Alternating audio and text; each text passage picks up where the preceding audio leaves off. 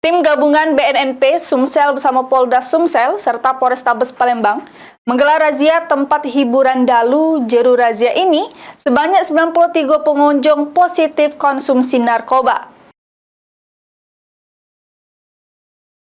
Masuki tahun anyar 2025, BNNP Sumsel bersama Ditres Narkoba Polda Sumsel, Polisi Militer, Sat Narkoba Polrestabes Palembang, badan lagi melakukan razia di tempat hiburan dalu yang berada di dua wilayah Kecamatan Ilir Barat 1 sama Kecamatan Ilir Timur 2 Palembang pada hari Sabtu sekira jam 1 dalu.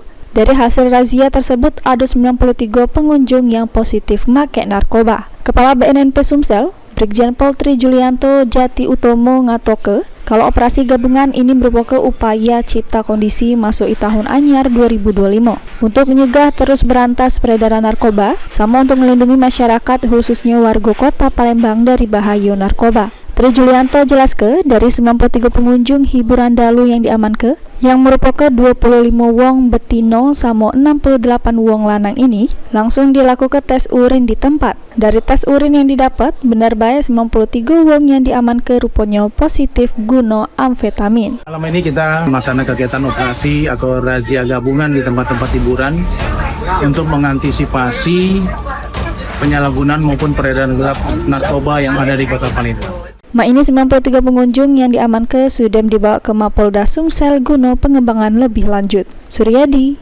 PAL TV.